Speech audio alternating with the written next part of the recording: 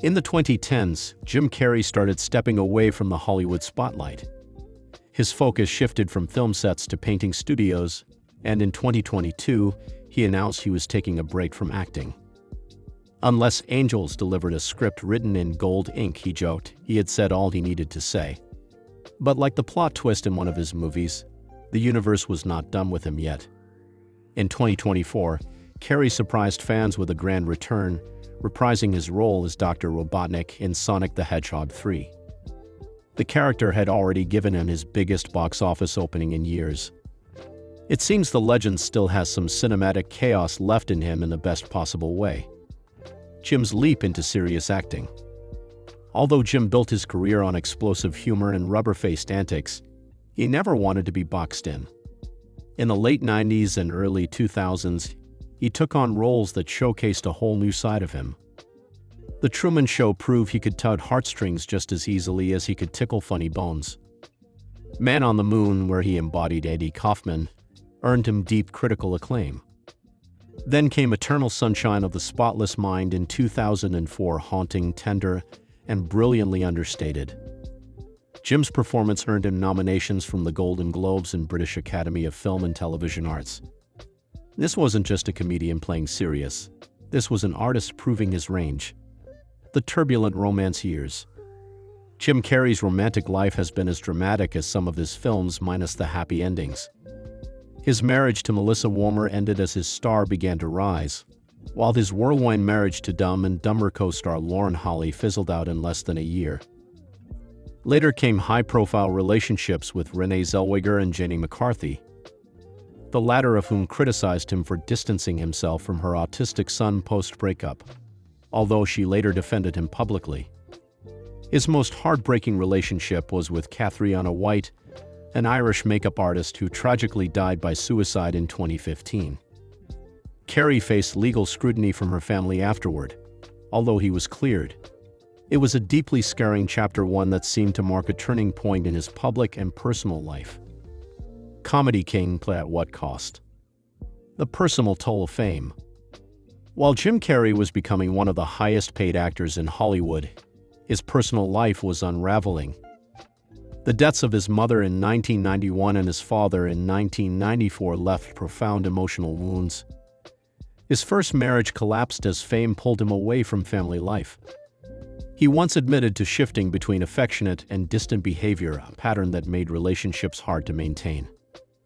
Yet amidst the sadness, Jim found clarity. He credited his father's unfulfilled dreams with motivating him to pursue comedy. "My father could have been a great comedian," Jim said, but he didn't believe that was possible for him. That lesson fueled his own relentless pursuit of stardom. 1994, the year Jim Carrey ruled the world. The year 1994 was like the Super Bowl, Oscars, and a meteor shower all rolled into one for Jim Carrey. First came Ace Ventura, Pet Detective, a low-budget comedy that made over $70 million and instantly turned him into a pop culture icon. Then The Mask, which earned him a Golden Globe nomination and brought in $351 million worldwide. Finally, Dumb and Dumber closed the year with a $270 million box office haul and an avalanche of quotes that fans still repeat today. Carrey was now a certified superstar. He ranked #2 in the top 10 money-making stars poll and could command salaries no comedian ever had before. But with great power comes great weirdness. Live from New York, not Jim Carrey. It's hard to believe, but Jim Carrey never made it onto Saturday Night Live.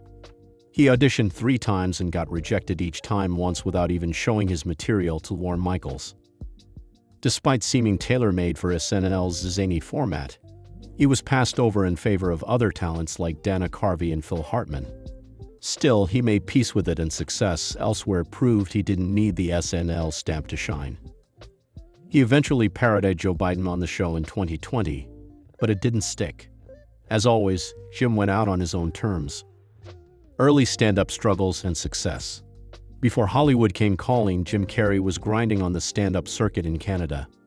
His first attempt on stage in a suit picked out by his mom bombed so badly he almost quit. But like all great comics, he came back stronger. He eventually became a regular at Toronto's top comedy venues, earned the glowing review in the Toronto Star, and even opened for legends like Rodney Dangerfield. Along the way, he transitioned from doing just impressions to developing original characters and observational humor. The crowds loved it, and soon so did the scouts from Los Angeles. Homeless, hopeful, and hilarious. While other teens were stressing over prom dates and math homework, Jim Carrey was busy figuring out where to brush his teeth. After his father lost his job, the Carrey family downsized, and by downsized, we mean they moved into a van. Not exactly the 5-bedroom dream, but hey, the commute was short.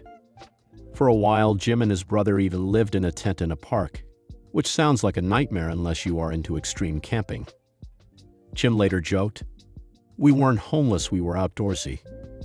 Eventually, his dad landed a job at a tire factory, and Jim pitched in as a janitor, cleaning up messes while quietly preparing to clean up at the box office one day. Those tough years didn't crush his spirit, they sharpened his sense of humor. Because when life gives you lemons, Jim made rubbery-faced lemonade. And somehow, even rock bottom became part of the routine. The mirror does not lie. As a quiet, awkward kid with dyslexia, Jim Carrey was not exactly class president material unless the position involved rubber faces and spontaneous impressions. While school left him confused and overlooked, the mirror at home became his stage, his audience, and his therapist all in one. He'd spend hours morphing into celebrities, contorting his face in ways that defied science, and mastering voices that probably had the neighbors wondering if the Carreys were harboring celebrities. For Jim, humor was not just for fun, it was his way of surviving, connecting, and carving out an identity. While teachers were annoyed by his antics, he wasn't trying to disrupt class. He was rehearsing for global stardom. Making people laugh became his superpower. In a world where he felt invisible, laughter made him seen. He didn't need straight A's when he had 100 characters in his head. And the best part? He was just getting warmed up. The humble beginnings of Jim Carrey. Long before Jim Carrey lit up movie screens, he was just a wide-eyed kid from Newmarket, Ontario, dodging life's curveballs with the precision of a future comedy legend. His dad was a saxophonist turned accountant, his mom a singer turned bedridden warrior, and their household a patchwork of love, talent, and financial anxiety. Think of it as a sitcom pilot, just without the laugh track and a little more eviction risk. With French, Irish, Scottish, and French-Canadian roots, Jim had more cultural flavors than a Tim Hortons donut box. Despite the chaos, he had a fire in his belly, or maybe it was just hunger from skipping lunch. At just 10 years old, he sent a resume to the Carol Burnett Show, because why not shoot your shot before hitting puberty?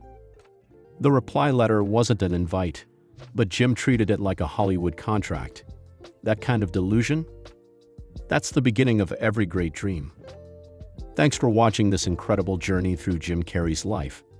If you laughed, learned, or felt inspired, go ahead and smash that like button. Subscribe for more deep dives into the stories behind your favorite stars. Don't forget to ring the bell so you never miss an upload. Drop your favorite Jim Carrey movie in the comments, we're reading them all.